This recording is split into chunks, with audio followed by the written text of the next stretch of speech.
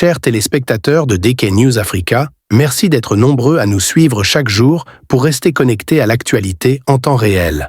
Votre fidélité est notre force et votre engagement nous pousse à vous offrir des analyses précises, objectives et professionnelles. Aujourd'hui, nous allons revenir en profondeur sur la situation sécuritaire, plus que préoccupante, qui secoue à nouveau le Nord Kivu et une partie du Sud Kivu. Une fois de plus, la région du Nord Kivu se retrouve au cœur d'une spirale de violence armée qui contredit totalement les engagements de cessez-le-feu annoncés ces derniers mois. Alors que des accords régionaux et internationaux tentaient d'imposer une trêve, les faits sur le terrain démontrent que cette accalmie n'a jamais réellement existé.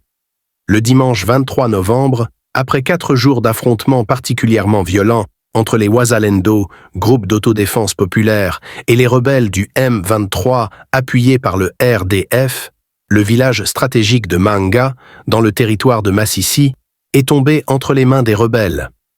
Une nouvelle avancée militaire qui confirme l'expansion progressive mais méthodique de la rébellion vers différents axes stratégiques du Nord Kivu. Dans le territoire de Walikale, d'autres sources locales tirent déjà la sonnette d'alarme. Les rebelles se renforcent, se réorganisent et consolident leur position. Tout indique que le front pourrait encore s'étendre, intensifier les hostilités et aggraver la pression sur les populations civiles. Les multiples accords diplomatiques, les sommets régionaux et les appels internationaux à la retenue semblent n'avoir eu aucun impact concret. Le cessez-le-feu, présenté comme une avancée majeure vers la paix, a été une illusion, un accord de papier, sans engagement réel ni mécanisme de contrôle sur le terrain. Le M23 n'a jamais cessé ses opérations militaires.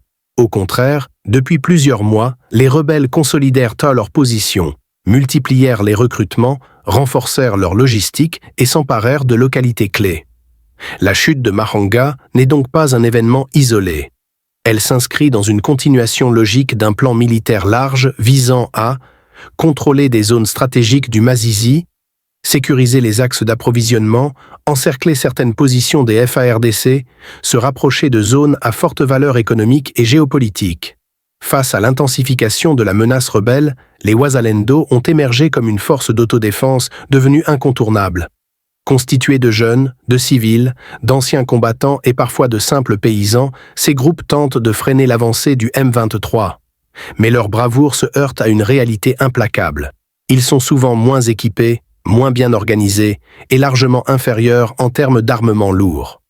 Les 4 jours d'affrontement ayant précédé la chute de Mahanga illustrent ce déséquilibre militaire.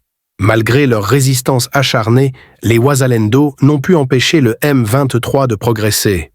Le risque majeur aujourd'hui est que ces groupes d'autodéfense, faute d'encadrement strict, se fragmentent, s'essoufflent ou se retrouvent impliqués dans des dérives sécuritaires qui compliqueraient encore davantage la situation. Les alertes provenant du territoire de Walikale sont particulièrement préoccupantes. Cette zone, longtemps convoitée pour ses richesses minières, semble devenir un nouvel axe stratégique pour les rebelles.